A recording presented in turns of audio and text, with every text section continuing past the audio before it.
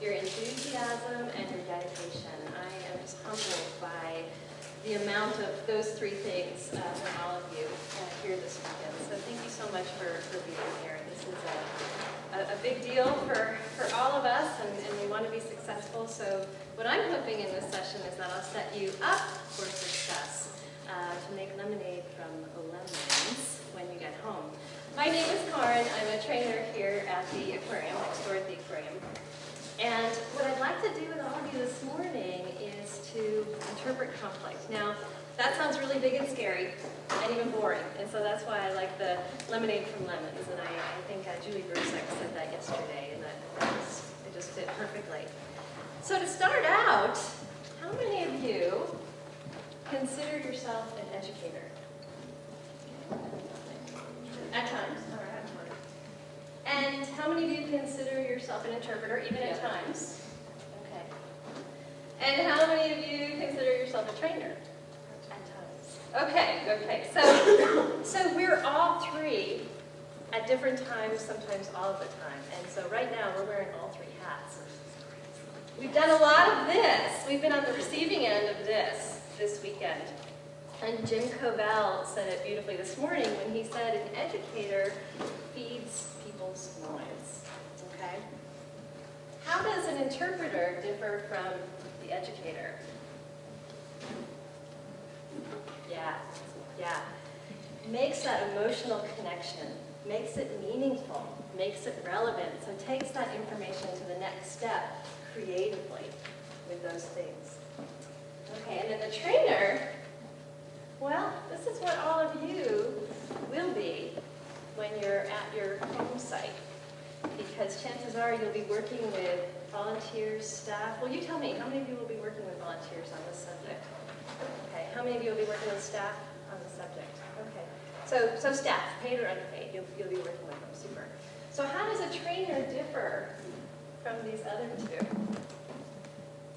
What are some of the things that you have to do? Yeah, you have to do all three. So there's the instruction step. You have to give them the information. You have to feed their minds. Absolutely. What else? Yeah. Do you want to sit and talk at folks the whole time? Do you want to do stuff? Yeah.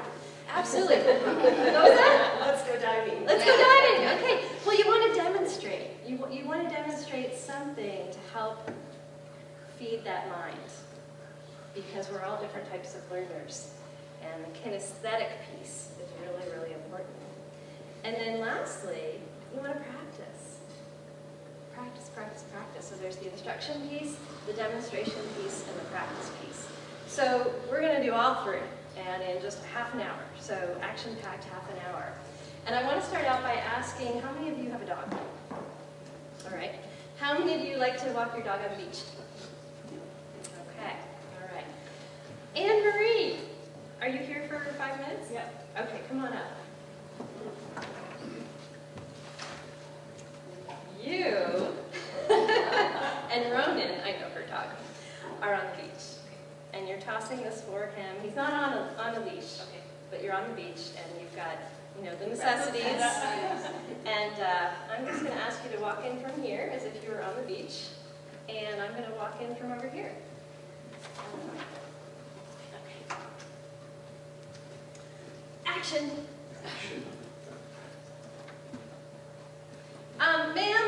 Ma'am, I'm afraid that you are not supposed to be here. Your dog is not supposed to be here. This is a huge violation. I'm going to have to write you a huge ticket, and you're in big trouble. Big. I don't understand. What did we do wrong? Have a nice day. What did we do wrong? What did we do wrong? So, a ridiculous extreme, right? Did I do anything right? Anything? I didn't fall over. I didn't fall over. Okay. Didn't do much right. Lawfully, maybe giving the ticket was the right thing to do. Maybe. But let's try again. Okay. What are some things that I can do this next time around that, might help Andrew feel better about the situation? Okay, educate her about what she's doing wrong. I just gave her the ticket. Yeah, you bet. What else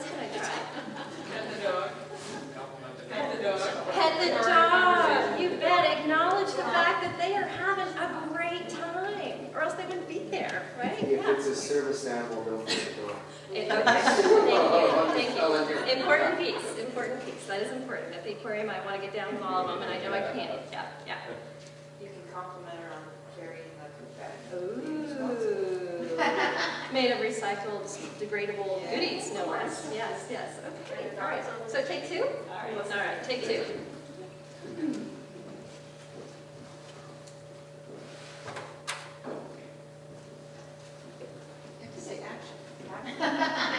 You did it for us.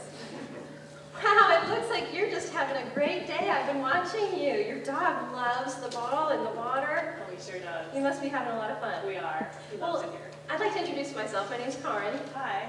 I'm a compliance officer with the Monterey Bay State Parks. And you are? Anne-Marie. Well, Anne-Marie, you are in a very special place. And I say that because there's this little bird about this big. It's called the snowy plover. Have you ever heard of it? Yeah.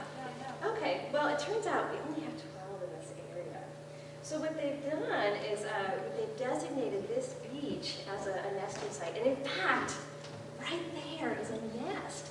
These little birds just dig out of the sand to make their nest, and they're so camouflaged that we can barely see that one that's 5 feet away. Just amazing, isn't it? yeah. So I'll tell you what, Anne-Marie, I'm about to go on my lunch break, and I would love to walk you next door to the dog-friendly park where what's your dog's name?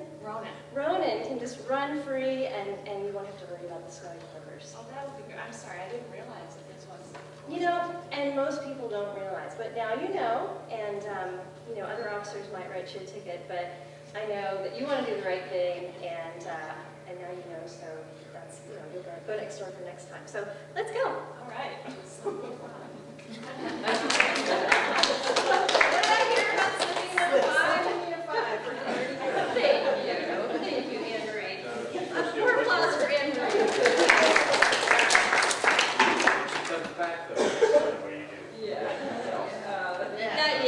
That would be another story. Okay, and that's good. The repeat offender. Okay, so did I do anything right that time? What did you like about the interaction? You had interaction. I had an interaction. Okay, it wasn't me just talking at the person, telling them what they couldn't do. All right. You were disarming. You were friendly and you weren't aggressive. You just went around defensive. Okay, I just made it personal, casual. Hey, how you doing? You educated her and then told her where she could, what she wanted to do without her. Okay, so I gave her a piece of information that she may not have known, and I let her know what she could do. And that is key, focusing on what the person can do as opposed to what they can't do, because nobody wants to be told what they can't do. Right? Also turned her into a stakeholder, turned her into somebody who wanted to be part of the solution. Yeah. No longer part of the problem. I knew that she genuinely didn't know, unless she's a really good actress. She genuinely didn't know that it was a problem. And I'm convinced in my heart of hearts that she'll know for next time. That You did miss a chance of revenue generation here. I'm sorry. You didn't issue the ticket, no chance of revenue generation. Okay. Well, see, like I said, my world at the aquarium is very small. I don't get the chance to write tickets. The thing I liked the best was that you educated her to be a future conservationist. She can now recognize the snowy plover in a nest so that when someone's not around, she might actually see it on the board. Okay. So she could be a steward for future offenders, or offenders to be. Okay, good. And you gave her a sense of the value. You only have 12 here, and so you made her feel a sense of responsibility for the fact that there just weren't very many. Okay, so really highlighting a resource that, you know, gosh, there are only 12 of these little birds, and that's why we're being real cautious about this beach. Okay. Anything else? I guess there wasn't a sense of urgency, and I was thinking of what the dog was doing on the and I would think under the circumstance you might sort of get her to call the dog over Excellent and talk point. to him and pet the dog and Excellent point, Brand. I could have said, hey, I'd love to meet your dog. Could you call it over? No, That's I great. mean, the elephant seals frequent, I mean, very seldom does anybody do anything wrong. But if they do, it happens very quickly.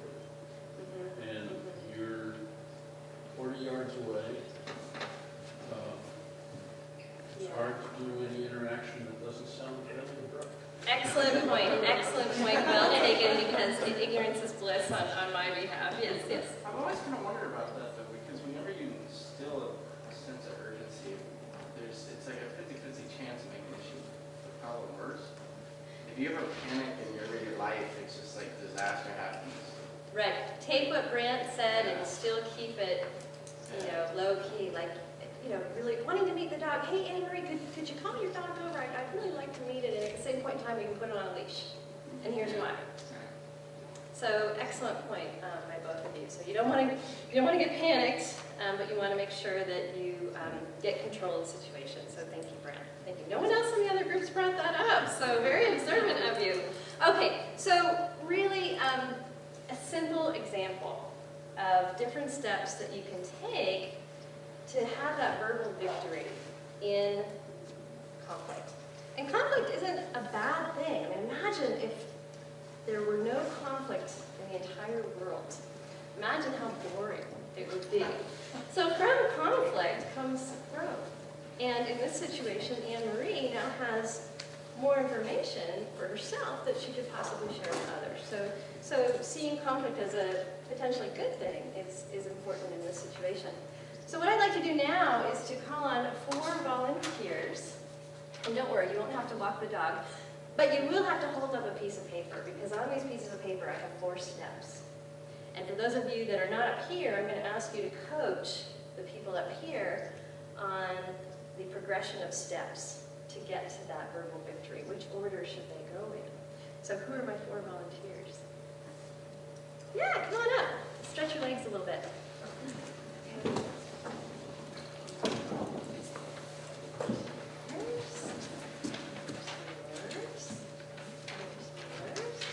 Yours.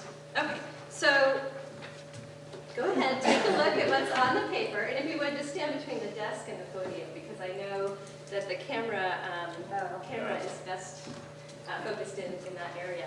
So I'm going to ask the rest of you to coach the 4 on setting them up for success. Which order should these steps go in to get to that point of resolution and even victory, verbal victory?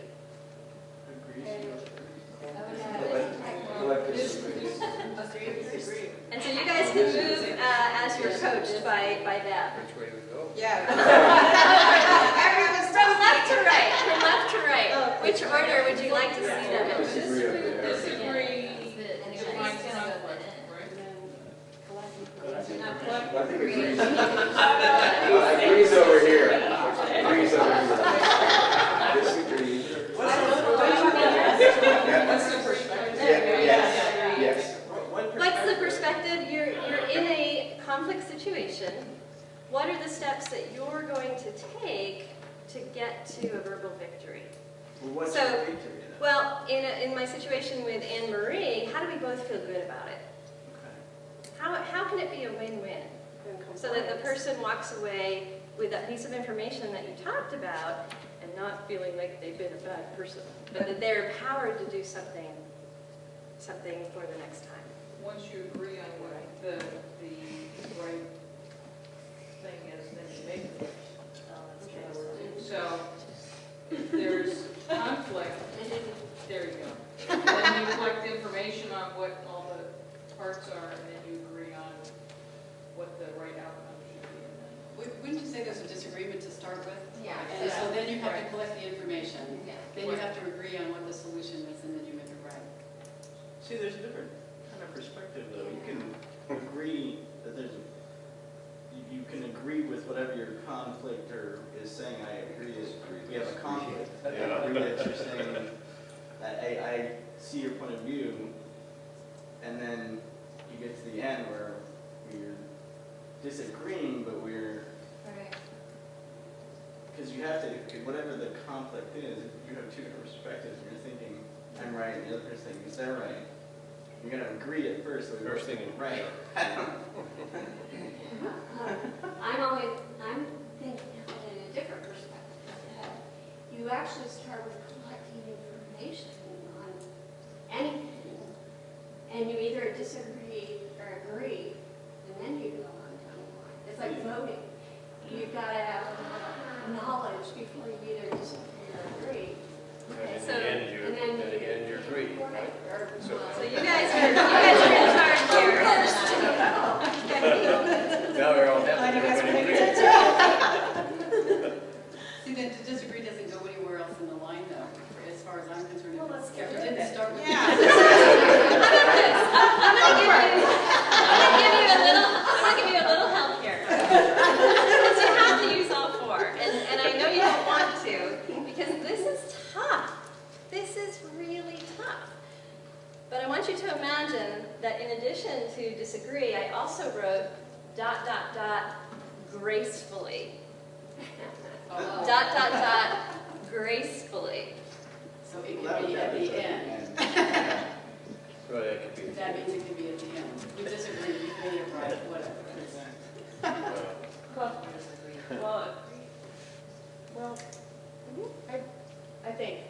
I think that you have to get the information so you know that you disagree to start. Okay, so collecting information was you seeing her out on the beach with her dog. Right. Okay, so that's collecting information. You had to come out to, let's see. I'm thinking that, I don't know if you're consciously disagreeing with, or maybe you're making, let's see. I think you have to disagree with what they're doing. You can disagree once you have some information. Yeah. You can disagree once you have some information. Let me help you out here. I'm going to take the dog example. All right, I'm going to take the dog example, and I'm going to run through it in this order. Okay, will that help? All right. I can see, actually, I'll do it from behind. Wait, you want? Okay, so if you stay in this order, okay. Wow, I can see that you're having a great time today. I've been watching you. So now this is our second step. You know, we have this beach here, and it's a beautiful beach. It's also the home of snowy clover. What do you say we go next door? I'm about to go on my lunch break, and I would love to show you where the dog-friendly beach is. I can see how you want to be here today. It is a gorgeous day to be on the beach with your dog. So you would put agree first. That's up to you. Agree first. Basically by agree, Aha! Grant, you are C-star high five. C-star high five. All right. I say I got it first. Well, no, go back to where you were. The first two. Oh, Collect information. great. Yeah. Oh, no, okay. Beautiful. Beautiful. And I say that because you were absolutely right in saying collecting information in this scenario was to watch what was going on. Watch. Okay, person playing with dog on the beach. Dog is off leash on the beach. All right. Agreeing, and Brant just alluded to this, you find that common ground. Because if you don't, there's going to be a struggle. There's going to be, a defensive posture and feeling on both sides. So you want to find that common ground. You want to be on the same playing field. And you may not agree with anything they're doing. You've got a fisherman, just like Lieutenant Kelly was talking about this morning. That person is out there. He knows, Lieutenant Kelly knows that he's in the wrong place. He's not supposed to be there. Do they both love fish? Do they both want fish to be around for many generations? Absolutely. So that's the common ground for them. So you find that common ground, and then, ... gracefully. Disagree, ... gracefully. And this, although disagree can sometimes make people feel uncomfortable, it's merely giving them that piece of information that they don't have to help them understand. So you're just taking them to that next level of understanding. So in my situation with Anne-Marie, what would that have looked like? Where I may have given her an extra piece of information that she didn't originally have. She didn't know about the plovers, absolutely. and hopefully she feels inspired and empowered to do the right thing in the future. And then this step, make it right, you want to feel good about it. You want both sides to feel good if you can. Make it a win-win. So what did this look like in the dog scenario? Yeah, focus on what they can do. Absolutely, absolutely. Now, is this going to work every time? No, just. It's not. It's not. And then Marie says, who cares about that little bird? So you've got... There's 12 of them. There's 11 left. My dog's not even close to that bird. Lieutenant Kelly said there's going to be 5% of the population that is not going to... They're not going to work with you. It's a very small percentage. Yeah, but then there's a piece you're using from your model that may help you come to what you want to put in it, right? I would call it find a common understanding or reach a consensus, and that piece would be listening after disagree. That's the piece where both parties need to listen to each Sure. other to understand where each other is coming from. And where you may agree to disagree. That's why I thought you wanted to Yeah. And that may happen. You may not get to that point where everybody feels good. In fact, you may feel that you're in danger. And if that's the case, drop the verbal victory here, the verbal judo, and get back up. Leave. Get yourself to a safe place. For the majority of folks, as Lieutenant Kelly said, they're just not in the know. They just don't have the information to be set up for success. So this will work with the majority of the folks, and it's a great place to start with the MPA-related conflicts that you may have at home. So I'm going to get us to the next step. Before I do, let's give our volunteers a nice round of applause. Thank you so much. And what I'd like to do now is to take what we just did, but make it real and apply it to MPAs. So yesterday I asked the question of our panel, what are some of the common misperceptions that people have regarding MPAs? So let's go over, let's make a list, and we'll take an example and run through it with those 4 steps. So what are some examples that you might have at home of some potential conflict scenarios? Yeah. Well, we have problems sometimes with people fishing in areas where they can't fish. Okay, so the misperception would be? It's open to fishing. Okay, so they don't understand the regulations? Yeah, okay. And that was mentioned yesterday, regulation nuances. I'm still learning about the difference between a reserve and a conservation area and a park. I mean, there's so much to learn. There's so much. So those regulation nuances, yeah.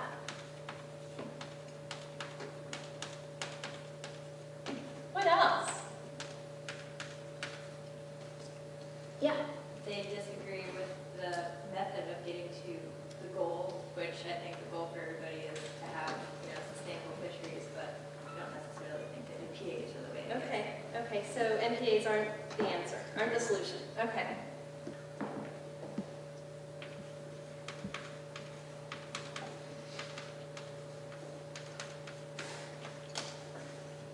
Okay, what else? The solution protected for me, but not for the person up the creek or up the county or down the beach.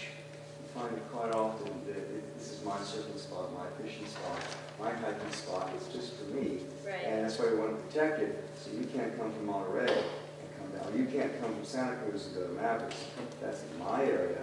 That's why it's protected. So it's protected for me, not for everybody else.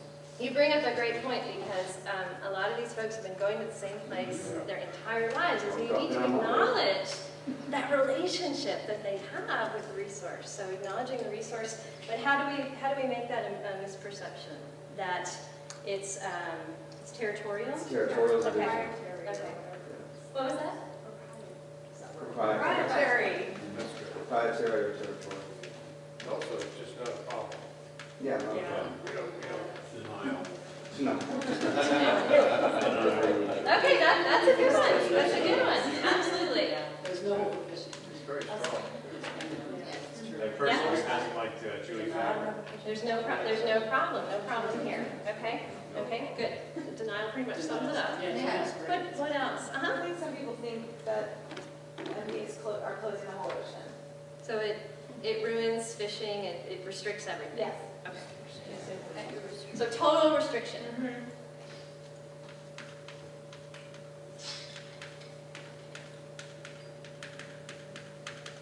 Total restriction ruins fishing.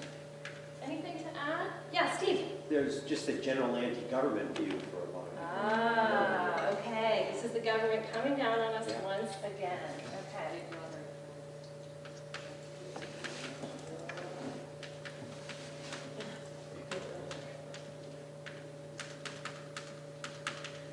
Great. These are great examples. I don't take enough fish to make any difference. Oh, okay. Let's see. Denial. It's almost like the not in my backyard, but modified. Denial. How else could we sum that Not up? hurting anyone. Not hurting anyone. Okay.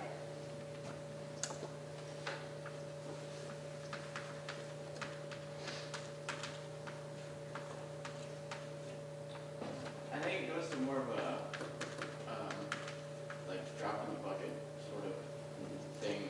People, one person is not the, I mean, that's a big problem with all environmental Right. problems is it's those small individual impacts add up a lot. And so one person thinking that they're not having impact. Right. So why should I be Okay. affected? I don't know. So that kind of Maybe not recognizing cumulative. Okay. Yeah, sure.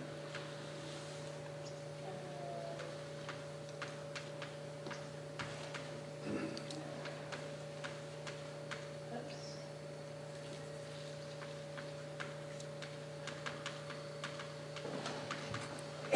Okay, so let's run with one of these and go through those 4 steps. Which one is going to apply for most of you, do you think? And why don't we just take a quick vote? Yeah. I'm hearing denial. Is denial the biggie?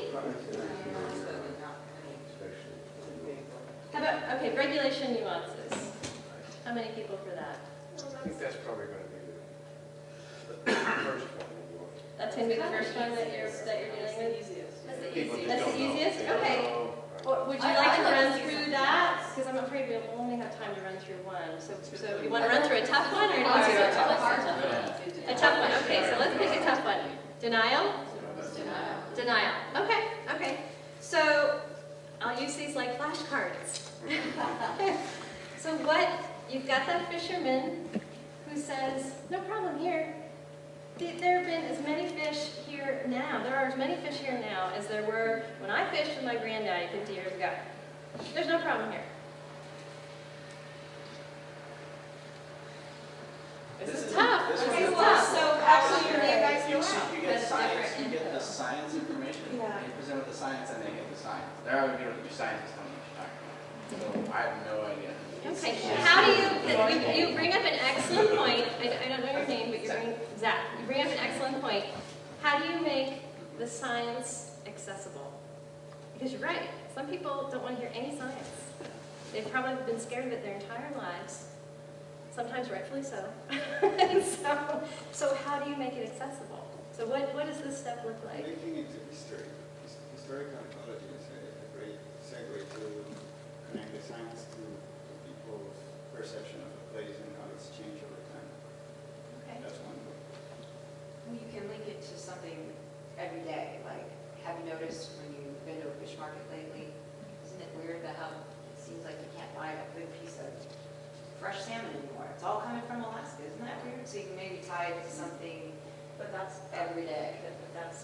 they'll say, oh, it's That's a water quality issue. They're informed. Well, first thing I would probably do is just get into a dialogue with them or her and say, what kind of fish have you been catching? I mean, Sure. to learn more about what it is that they do catch. Sure. Who So are they? Do they live there? Are they fishing there? I may not have mentioned this, and I apologize. I'm thinking that I did because it's my third session of the same session. But sometimes collecting information is just listening. Right. Yeah. Did I say that? No. Okay, sorry. Sometimes it's just listening, and sometimes the conflict will end after that because sometimes people just want to be heard. Boom, end of story. Yeah. Sometimes, not always, and that's why the other 3 steps exist.